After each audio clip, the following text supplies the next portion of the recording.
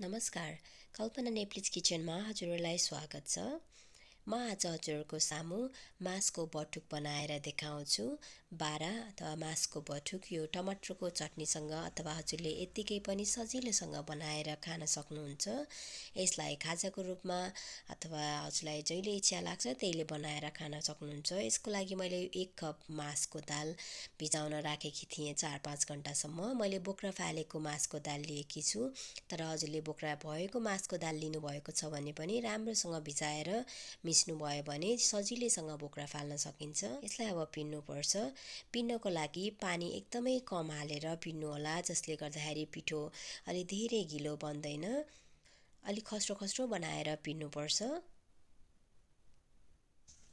यसमा मैले 1.5 चम्चा अदुवा राखिदिन्छु र त्यसै गरेर सानो चम्चाको 1 चम्चा मरिच, नुन 1 सानो चम्चा ल हेर्नुहोस् त मैले यो पिनिसकेको छु। अब यतिको बाक्लो खालको बनाउनुपर्छ, जसले गर्दाखेरि बटुक बनाउन सजिलो हुन्छ। यसमा मैले 2 चम्चा घिउ हालिदिन्छु। त्यसपछि काटेर राखेको खुर्सानी 2 चम्चा, ठुलो चम्चाको 2 चम्चा आफ्नो टेस्ट अनुसार राख्नु होला र हरियो धनिया त्यसै गरेर ठुलो चम्चाको 2 चम्चा। यो मैले खुर्सानीको फ्लेक्स राखेकी छु, अप्सनल हो, नराख्दाखेरि पनि फरक पर्दैन। त्यसमा मैले बेसार राखिदिन्छु सानो चम्चाको 1 चम्चा र यसमा हजुरले प्याज मसिनो गरेर प्याज काटेर राख्दा पनि मिठो हुन्छ। मैले अहिले पछि चाहिँ यो अहिले यत्तिकै बनाउँछु र पछि अहिले प्याज हालेर पनि बनाउँछु। यसलाई अब राम्रोसँग मोलिदिनु होला।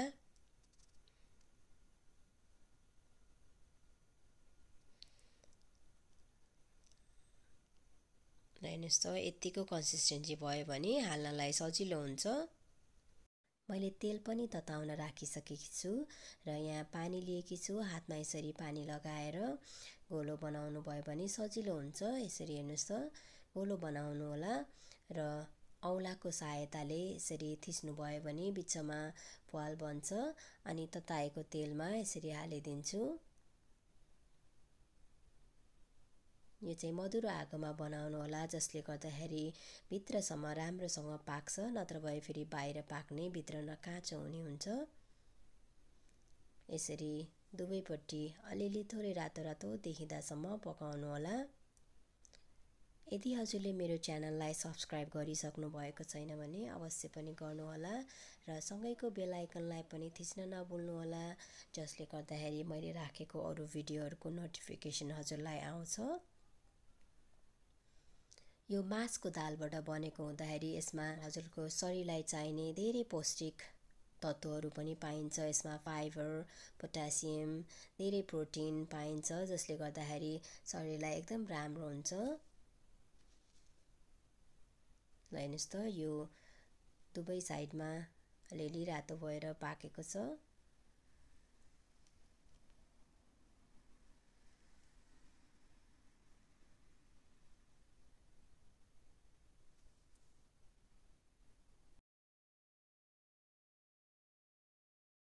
र मैले यसमा अलिकति थोरै प्याज पनि हालेर फेरि बनाउँछु।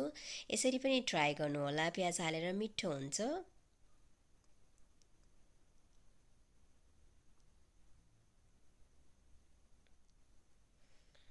हेर्नुहोस् त यो पनि पाकिसकेको छ। यसलाई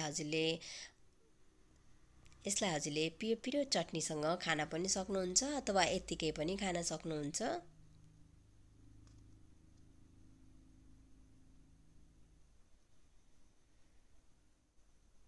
यसै गरेर मैले अरू पनि बनाउँछु। खाजाको रूपमा टमाटरको चटनीसँग अथवा यत्तिकै पनि हजुरले खान सक्नुहुन्छ। यो भिडियो हेर्नुभएकोमा धेरै धेरै धन्यवाद छ। एकचोटि अवश्य पनि ट्राई गर्नुहोला र कस्तो लाग्यो अवश्य पनि कमेन्ट गर्न नभुल्नुहोला।